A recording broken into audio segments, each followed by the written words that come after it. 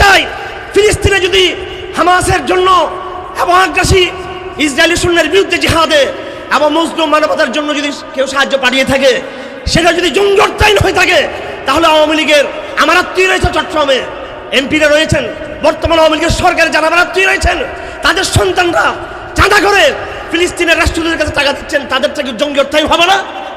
তা নিয়ে হেফাজতে ইসলামের মাথা ব্যথা নাই।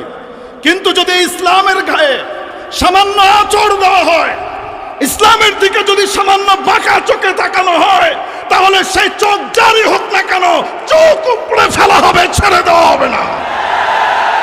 নসরুম মিনাল্লাহি ওয়া ফাতহুন করিব। আসসালামু আলাইকুম ওয়া রাহমাতুল্লাহি ওয়া বারাকাতুহু।